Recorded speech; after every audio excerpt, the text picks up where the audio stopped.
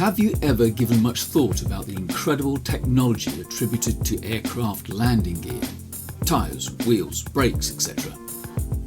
No? Well, perhaps not something that keeps me up at night either, but considering that a small bit of rubber is all that's between you and a hard, nasty landing, perhaps we should be congratulating those clever engineers who have kept us landing safely over the years. It's unfortunate that in the modelling world, some details are not as important as others.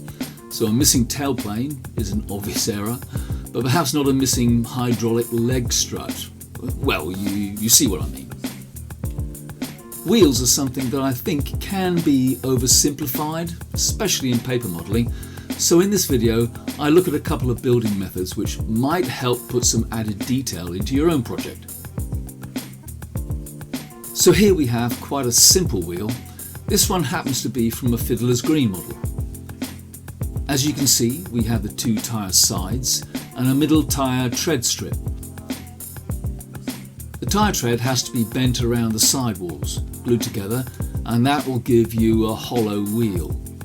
The finished thing doesn't look particularly good and it's prone to damage. So anyway, let's make this. I'll cut it out and separate the three parts.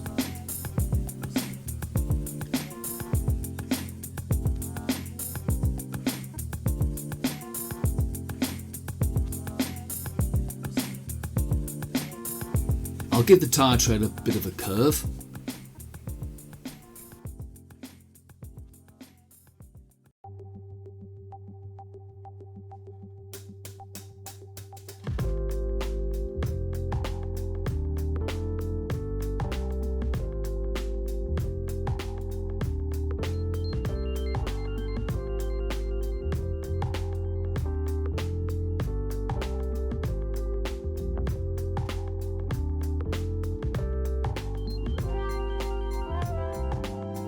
While that sets, I'll cut out the tyre walls.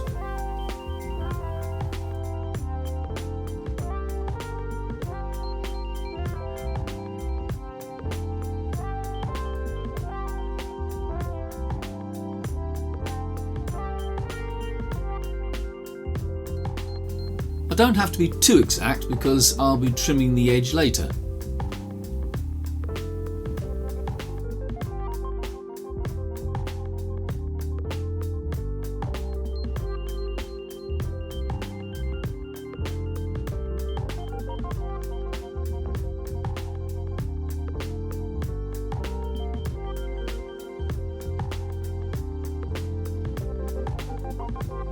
I'll make it reasonably round and then I'll coat the edge of the wall and stick the tread to it.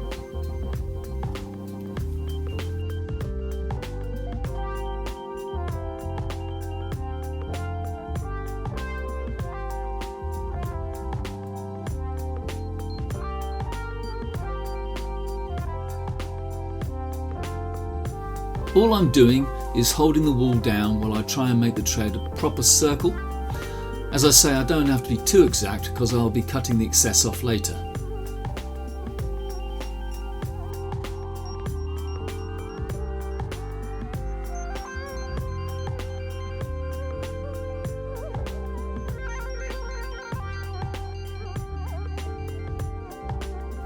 Now of course, if I stick the other wall on, then I'll be left with an empty tyre which won't be very strong.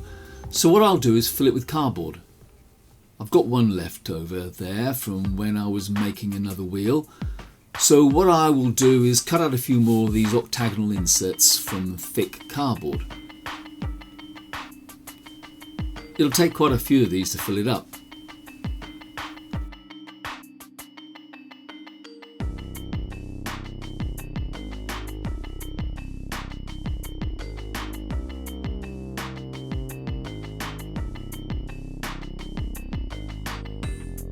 They don't have to be circular.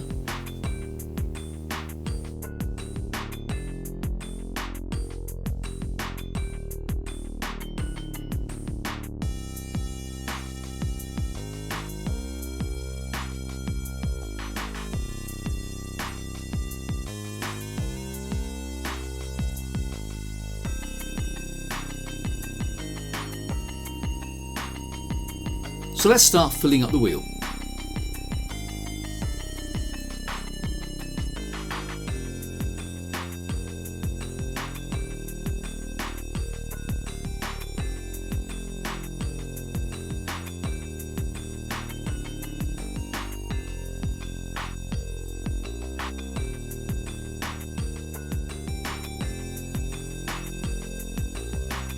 Okay, not quite enough, but that one is too thick, so I'll cut some paper ones.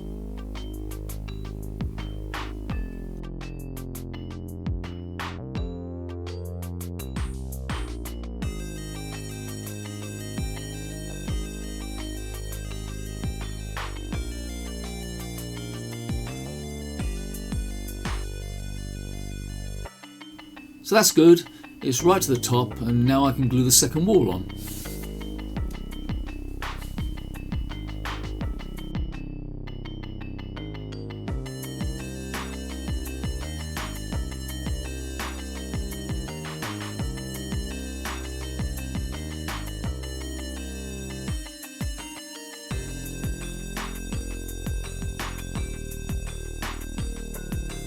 And there we have a full tire. I'll put that to one side to dry, and with the magic of video editing, here's one I did earlier. I need to get rid of the flash around the tyre wall, so I'm going to hack at the edge with some sharp scissors.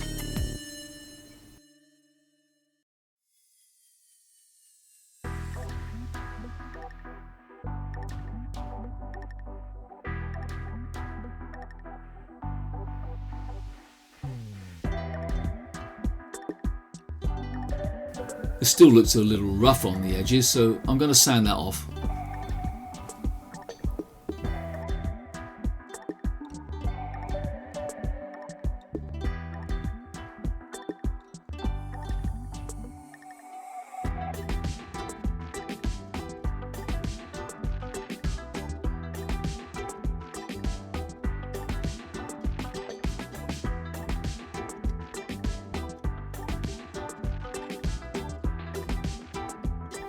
You're left with a square-shaped wheel, but there's not much you can do about that. Still have a white edge here, which I need to get rid of, so I'm going to touch it up with watercolour paint.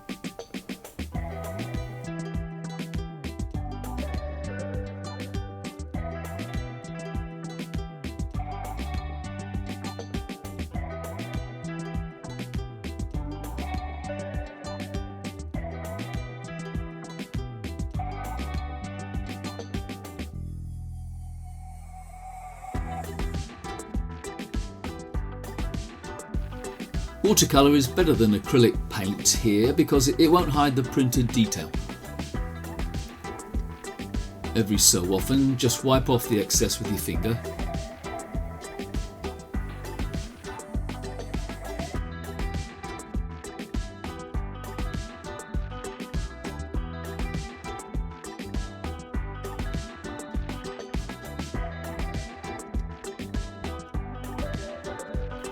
It still looks a little oil drummish, so what I'll do is paint the tread with a dark wash to try and blend it in.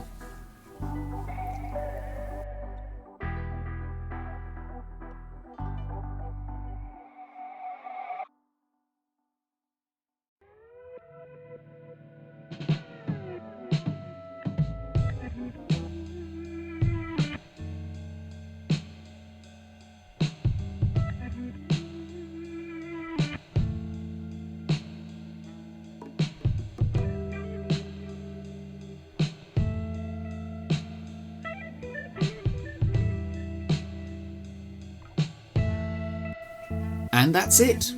Because it's filled, it's quite dense, so it's sturdy enough. It's a square tread. This type of wheel looks great on model cars, but for aircraft tyres, we have to think of something else. So now I've made a simple wheel, I'm going to tackle making a more complex balloon-shaped wheel.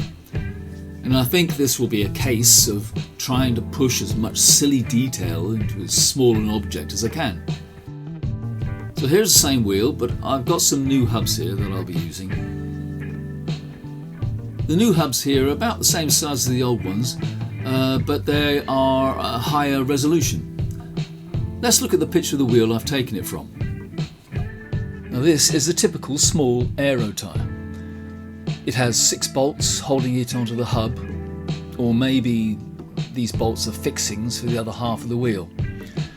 I should explain that unlike a car wheel, the tyre is too rigid to be forced over the rim, and so the wheel comes in 2 parts, front and rear, which are bolted together sandwiching the tyre between them. This is the tyre inflation point. By the way, the tyre is filled with nitrogen, not air. The tyre has high inflation pressure. The large ones are about 200 psi. This device on the opposite side might either be an overpressure release valve to save the mechanic from injury, or it might be the thermal plug. The thermal plug deflates the tyre if the temperature gets too high from, perhaps overheating brakes. Interestingly, when the plug blows, the released nitrogen is directed onto the brakes to help cool them. Some aircraft have pressure and temperature sensors in the wheel, the same way some cars do. Unlike car tyres, the tread pattern is simple. Car tyres have tread patterns that help with traction and cornering. Aircraft tyres just need to remove water to the back of the tyre. So here are the three main types. Balloon tyres, which have no tread. Concentric ring tyres, and this is the type I'm going to make in a minute. And the cross hatch tread.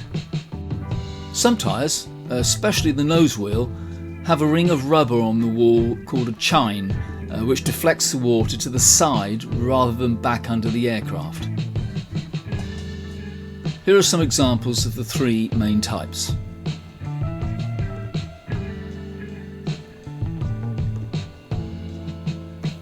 So I'm going to make a tyre with a concentric ring tread pattern. The layer method of building up the tyre lends itself nicely to this. The first job is to cut out the new hubs and discard the rest.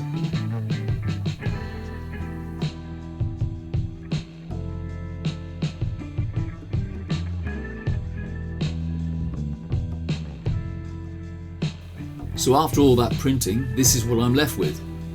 The inside hub and the outside hub. Now I want to build up this tyre using layers, so let's have a look at the layer diagram. So as you can see, here is the original hub and this is the new hub graphic.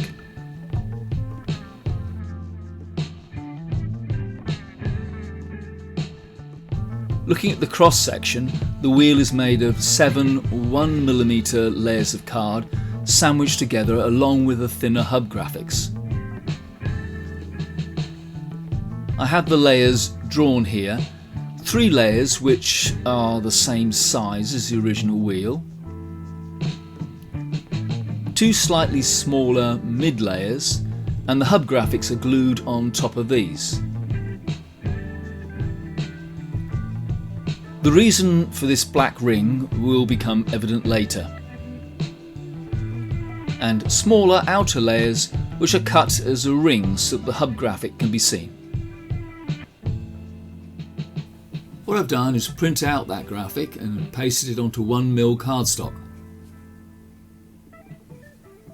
It's nice and dry, so it just needs to be cut out.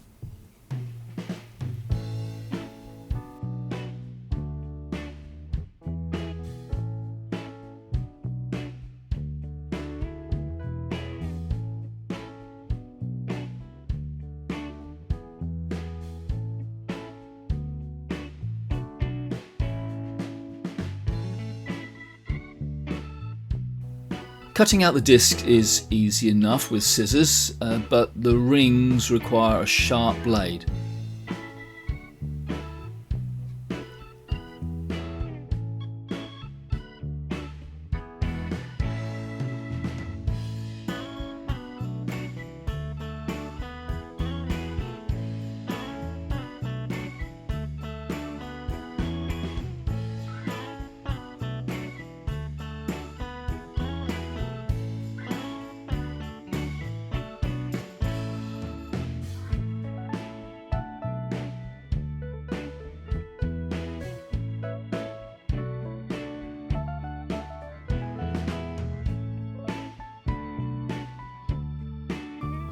The outer layer needs the inside edge to be coloured black before assembly.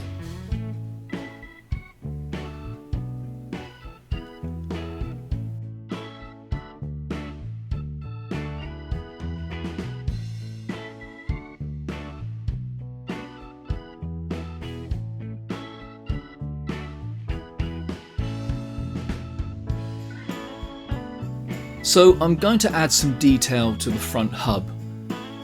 The 6 bolts could in theory be made with tiny hexagonal pieces of paper, but I think a better method would be to emboss the paper from the rear. First of all, I use a sharp pin to mark the holes so I can see the positions when I turn the hub over. I then use a cake decorating tool which has a tiny steel ball on the tip to push the paper down to form the bolt.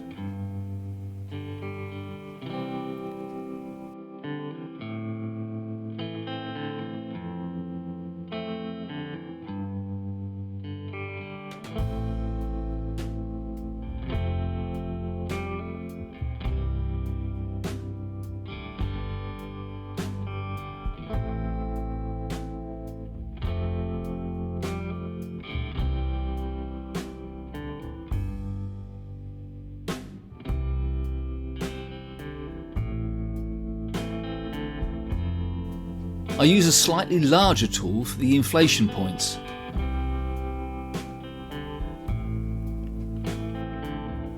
You probably can't see this very well on the video, so I have a close-up here. I think it's a pretty good representation. You'd have to have quite sharp eyes to notice the difference.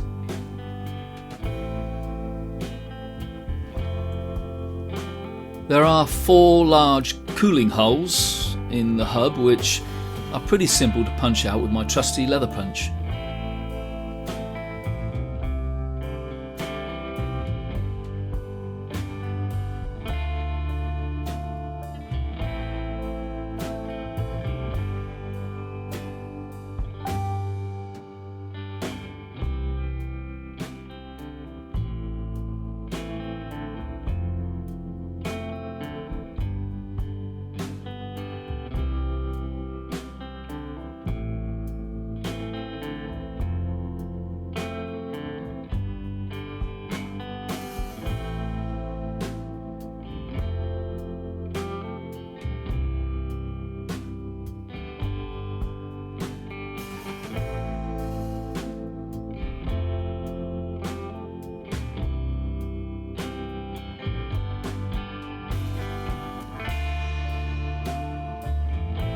So it's time to glue the pieces together.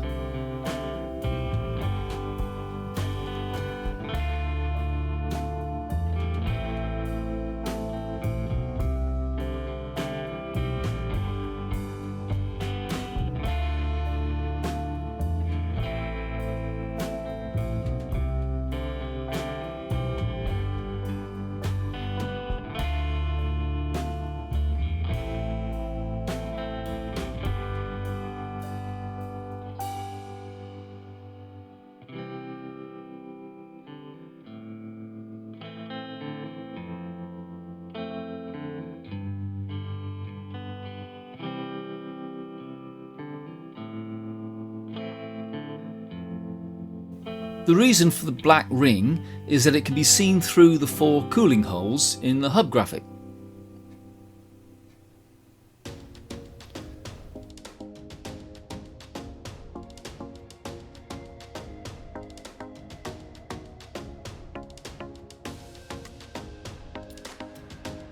The graphics are a little large, so I'll cut them down.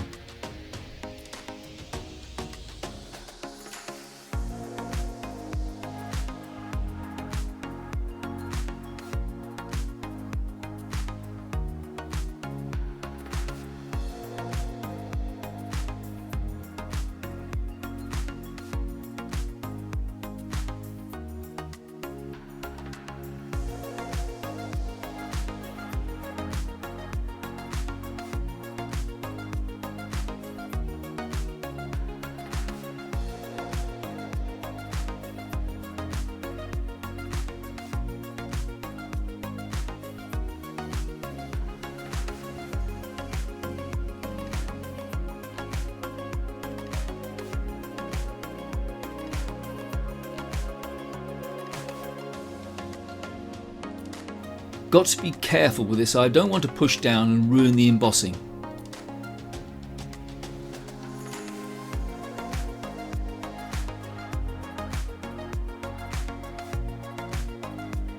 What I'm doing here is giving some depth to the cooling holes.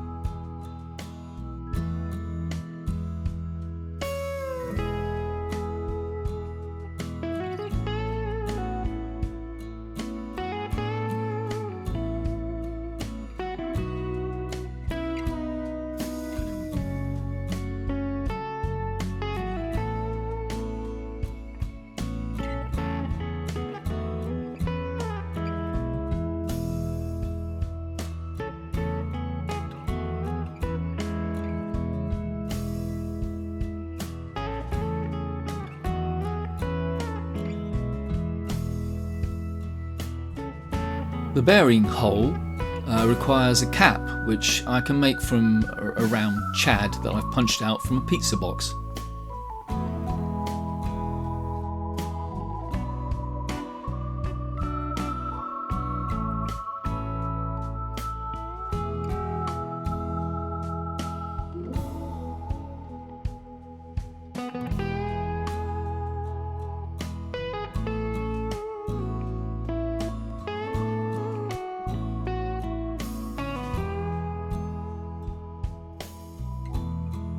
Okay, you can see that it's a bit rough and ready, so it needs sanding to shape.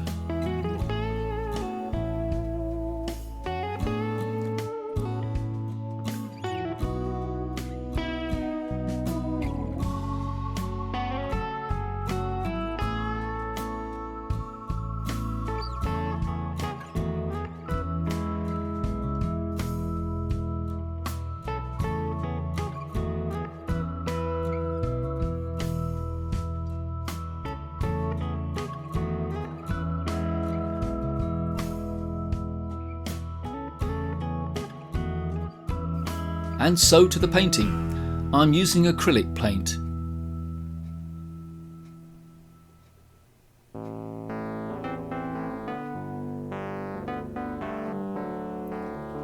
What? You want to know more about tyres?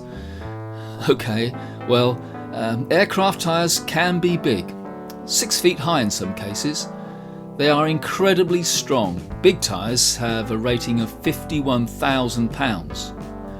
They have to work at extremes of temperature from -40 to 200 degrees centigrade.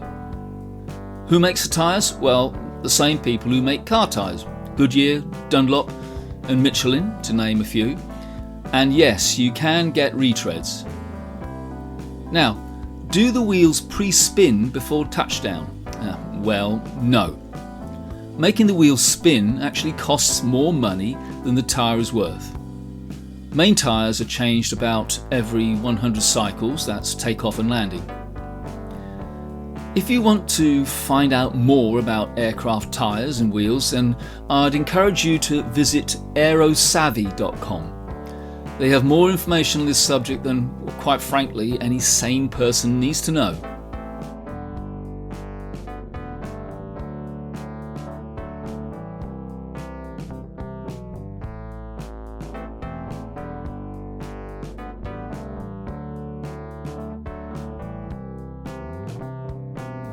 Okay, that's good. Just let that dry. I think it looks a little too matte, so what I'm going to do is give it a coat of satin varnish. Not gloss, just satin varnish on the tyre walls to finish it off. I think that'll make it a little bit more realistic.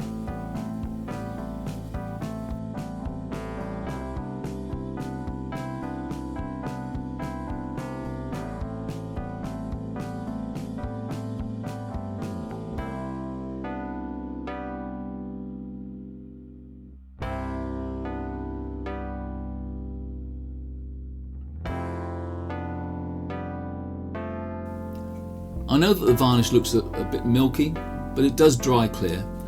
This isn't fancy modelling stuff, it's just normal wood varnish.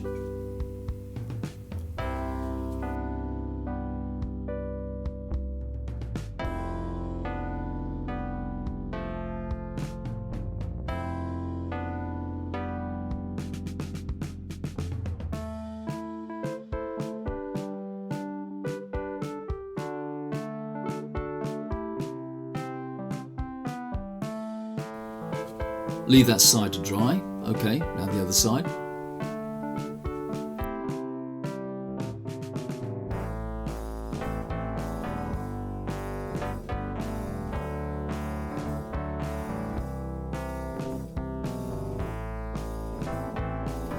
Okay, I think that's it. I've put as much detail into this that I really want to go with. For the size of the wheel, I think that's sufficient. I don't have to worry about lettering on the side and stuff like that. Well, I hope this little video's been of help to you. If you've seen any tips or tricks that could be of use in your own model making, then I'm glad. So with that, thank you for watching. If you've enjoyed this, then I'd appreciate a like and subscribe. And of course, I will see you all very soon. Bye bye.